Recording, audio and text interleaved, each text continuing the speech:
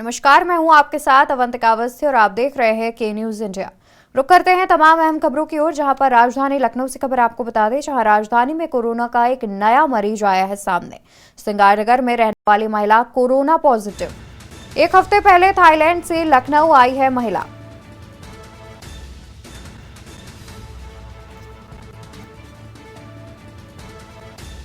एक हफ्ते पहले थाईलैंड से लखनऊ आई है महिला।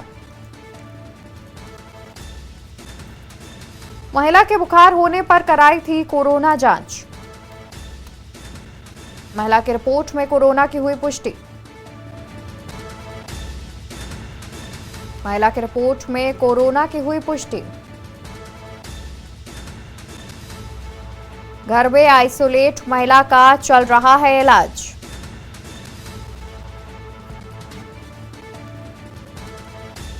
बता दें कि घर में आइसोलेट महिला का चल रहा है इलाज। राजधानी में कोरोना का एक नया मरीज आया सामने। आपको बता दें कि सिंगारनगर में रहने वाली महिला कोरोना पॉजिटिव पाई गई है। एक हफ्ते पहले थाईलैंड से लखनऊ आई है महिला। महिला के बुखार होने पर कराई थी कोरोना की जांच। महिला के बुखार होने पर कराई थी कोरोना की जांच। महिला की रिपोर्ट में कोरोना की हुई पुष्टि। घर में आइसोलेट महिला का चल रहा है इलाज। थाना मानक नगर के सिंगारनगर का पूरा मामला बताया जा रहा है। आपको बता दें कि राजधानी लखनऊ में कोरोना का एक नया मरीज सामने आया है, जहां पर एक महिला कोरोना पॉजिटिव पाई गई है। बता दें कि सिंगारनगर की रहने वाली है महिला। तो इसी खबर पर तमाम जानकारी के साथ संवाददाता पवन तिवारी जुड़े हुए हैं।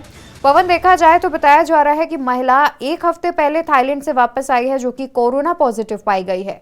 क्या उसके अलावा अन्य भी परिवार के कोई सदस्य गए थे जो कि जिनमें कोरोना की पुष्टि हुई हो? जी, आपको बता दें कि जिस तरह कोरोना का जो नया वेरिएंट JN1 आया है और लगातार ये तेजी से लोगों में फैल रहा है, देश में इसको लेकर अलर्ट जारी किया गया। वहीं उत्तर प्रदेश की अगर बात की जाए तो उत्तर प्रदेश के गाजियाबाद व नोएडा के बाद अब लखनऊ में भी इस वायरस ने अपनी दस्तक दे दी है। राजधानी लखनऊ के मानक नगर थाना क्षेत्र सिंगारनगर निवासी एक महिला जो कि 75 वर्षीय है और थाईलैंड से एक हफ्ते पहले ही वापस लखनऊ लौटकर आई थी। उसके जो है सर्दी और जुकाम के उसमें लक्षण पाया गया। उसके बाद जब उसकी जांच कराई गई तो वो कोरोना पॉजिटिव पाई गई। कोरोना पॉजिटिव की जानकारी मिलते ही वो जो उसके टच में लोग आए थे उनका भी जो है परीक्षण कराया गया है, लेकिन अभी तक जो उनके टच में आए थे उनमें कोई ऐसी दिक्कत नहीं है। हाँ, जो महिला है वो कोरोना पॉजिटिव है। फिलहाल अब इस बात का परीक्षण KG होमियो में किया जा रहा है कि जो महिला है उसमें JN1 वायरस है या पुराना कोविड का पुराना वायरस है। तो कुल मिलाकर लखनऊ में भी अब दस्तक दे दी है कोरोना ने, और जिस तरह से अन्य देशों में कहर द्वारा बरपा रहा है कोरोना और पूरे देश में जो है लगातार फैल रहा है और उत्तर प्रदेश में कई मामले निकलकर सामने आए हैं, तो कोरोना से अब कहीं ना कहीं फिर से सावधानी रखने की जरूरत है। और जो पहले इसको बचाव के लिए जो पहले जो एडवाइजरी जारी की गई थी, वैसी ही अभी एडवाइजरी जारी तो नहीं की गई है, लेकिन लोगों को खुद ही सतर्क होकर अपने आप मास्क का प्रयोग और सोशल डिस्टेंसिंग का पालन करना चाहिए। जी बिल्कुल, देखा जाए तो जिस तरीके से कोरोना के मामले फिर एक बार तेजी से बढ़ते नजर आ रहे हैं, लोगों को खुद से ही एडवाइजरी जो है वो फॉलो करनी चाहिए, जहां पर सोशल डिस्टेंसिंग, मास्क का भी उपयोग करना चाहिए। साथ ही पवन, देखा जाए तो महिला की स्थिति फिलहाल कैसी है? फिलहाल जो डॉक्टरों ने अभी बताया है तो महिला जो है सामान्य है। घर पर ही उसको होम आइसोलेटेड किया गया है। उसमें घर पर ही उसको ट्रीटमेंट किया जा रहा है और उसको आइसोलेट किया गया है, लोगों से अलग किया गया है। तो कुल मिलाकर अभी उसकी स्थिति जो है सामान्य है। उसका इलाज जो है जारी है। जी बिल्कुल, बहुत शुक्रिया पवन आपका तमाम जानकारी हमारे दर्शकों तक पहुंचाने के लिए। तो आपको बता दें कि लखनऊ के सिंगारनगर में रहने वाली एक महिला कोरोना पॉजिटिव पाई गई है, जो कि एक हफ्ते पहले ही थाईलैंड से लौटकर वापस आई है। वहीं महिला के संपर्क में आए तमाम लोगों का भी परीक्षण किया गया, जहां पर उनमें इस प्रकार की पुष्टि नहीं हुई है। फिलहाल KGMU में जांच चल रही है कि महिला में पुराना कोरोना है या फिर कोरोना का जो नया वेरिएंट सामने आया है वो पाया गया है, और महिला की स्थिति अभी सामान्य बनी हुई है। वहीं बात करते हैं प्रयागराज के, जहां पर माफिया अतीक अहमद के बहनोई हाईकोर्ट में होगी सुनवाई। माफिया अतीक अहमद के बहनोई की हाईकोर्ट में सुनवाई होगी, जहां पर डॉक्टर इखलाक अहमद की जमानत अर्जी पर आज हाईकोर्ट में सुनवाई की जाएगी। वहीं आपको बता दें कि प्रयागराज के उमेश पाल शूटआउट केस में जेल में बंद है और साथ ही साजिश रचने और शूटर गुड्डू मुस्लिम को पनाह देने का भी आरोप लगा हुआ है अतीक के बहनोई पर, जिसको लेकर के आज हाईकोर्ट में सुनवाई की जाएगी। वहीं जस्टिस राजवीर सिंह की सिंगल बेंच में कल सुनवाई की जाएगी। जस्टिस राजवीर सिंह की सिंगल बेंच में कल सुनवाई होगी, जहां सरकार की तरफ से सप्लीमेंट्री एफिडेविट दाखिल किया जाएगा। आपको बता दें कि अतीक का बहनोई शूटर गुड्डू मुस्लिम को पनाह देने के रूप में आरोपी है, जिसको लेकर के कल मामले की सुनवाई की जाएगी। सरकार की तरफ से सप्लीमेंट्री एफिडेविट भी दाखिल किया जाएगा। आपको बता दें कि अतीक के बहनोई की सुनवाई की जाएगी। वहीं बढ़ेंगे खबरों में आगे, जहां पर बात करेंगे अयोध्या की, जहां मुख्यमंत्री योगी ने कानून व्यवस्था की समीक्षा की। मुख्यमंत्री योगी आदित्यनाथ कल अयोध्या के दौरे पर है, जहां पर उन्होंने कानून व्यवस्था की समीक्षा की, साथ ही राम मंदिर की प्राण प्रतिष्ठा को लेकर दिशा निर्देश भी दिए। मुख्यमंत्री योगी आदित्यनाथ ने कानून व्यवस्था की समीक्षा की, जहां राम मंदिर की प्राण प्रतिष्ठा को लेकर दिशा निर्देश दिए। अयोध्या में होटलों की बुकिंग रद्द की जाए, कुछ इस प्रकार से मुख्यमंत्री योगी आदित्यनाथ ने निर्देश दिए हैं। उन्होंने कहा कि 22 जनवरी की बुकिंग रद्द की जाएगी। अयोध्या में होटलों की बुकिंग होगी रद्द, 22 जनवरी की बुकिंग रद्द की जाएगी। धर्मशालाओं की भी बुकिंग रद्द की जाएगी। 22 जनवरी को जिनको न्योता वही रहेंगे। बता दें कि अयोध्या में 22 जनवरी को जिनको न्योता भेजा गया है सिर्फ वही रुकेंगे। समीक्षा बैठक के बाद मुख्यमंत्री योगी आदित्यनाथ ने सुनाया है अहम फैसला, जहां पर मुख्यमंत्री ने कहा कि निमंत्रण पत्र और ड्यूटी पास पर ही सिर्फ इजाजत दी जाएगी।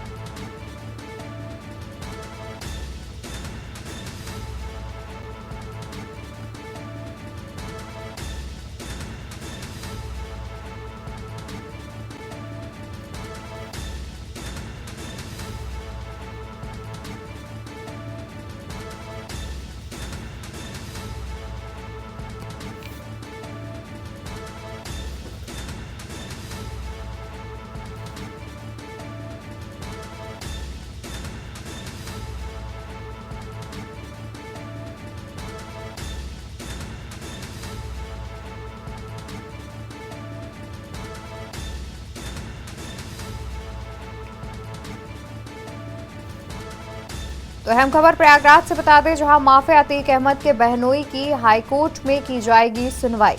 डॉक्टर इखलाक अहमद की जमानत अर्जी पर होगी सुनवाई।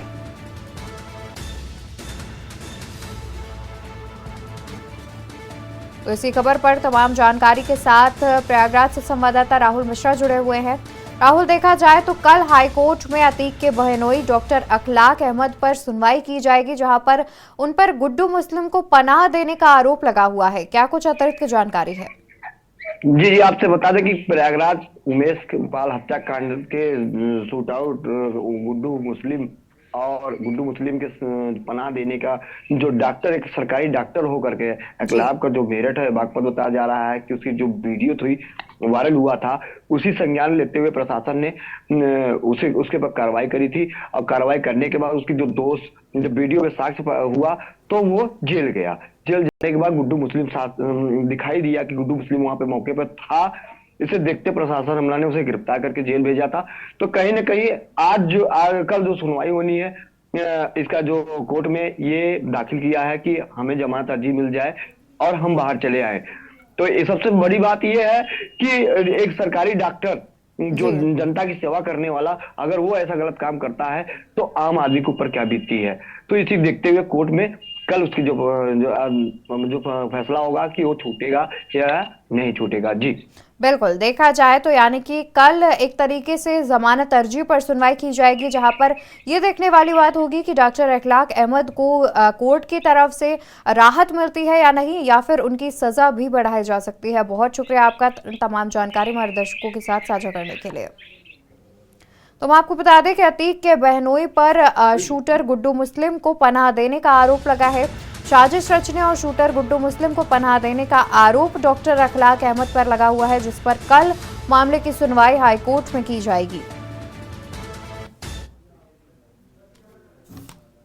और यहाँ रुकेंगे एक छोटे से ब्रेक के लिए, जल्द हाजिर होंगे अन्य खबरों के साथ। आप देख रहे हैं के न्यूज, खबरों का सारथी।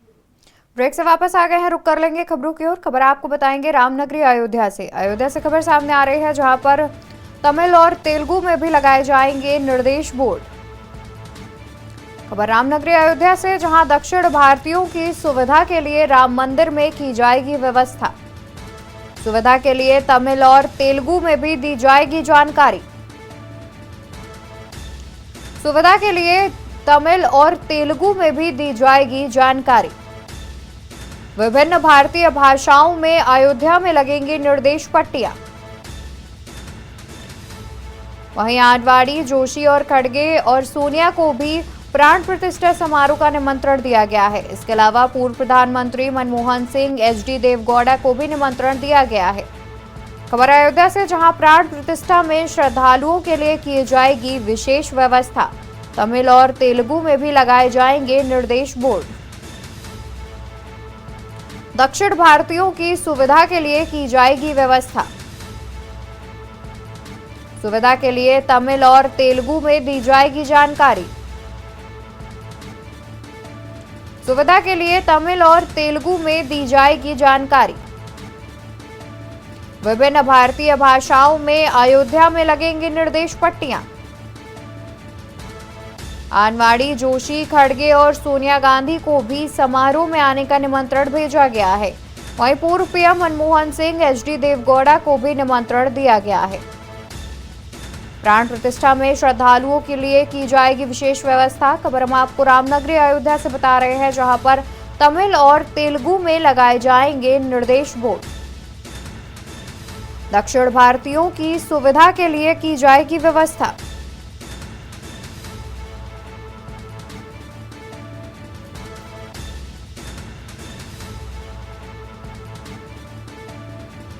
तो अहम खबर हम आपको बता रहे हैं, जहां पर तमिल और तेलुगु में भी निर्देश पट्टियां लगाई जाएंगी। इसके अलावा विभिन्न भारतीय भाषाओं में भी निर्देश पट्टियां अयोध्या में लगाई जाएंगी। इसके अलावा तमाम लोगों को समारोह में आने का निमंत्रण भी दिया गया है।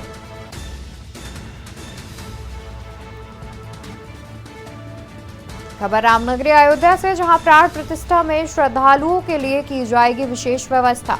तमिल और तेलुगु में भी लगाए जाएंगे निर्देश बोर्ड। दक्षिण भारतीयों की सुविधा के लिए की जाएगी विशेष व्यवस्था। सुविधा के लिए तमिल और तेलुगु में दी जाएगी जानकारी। सुविधा के लिए तमिल और तेलुगु में दी जाएगी जानकारी। विभिन्न भारतीय भाषाओं में अयोध्या में लगेंगे निर्देश पट्टियां।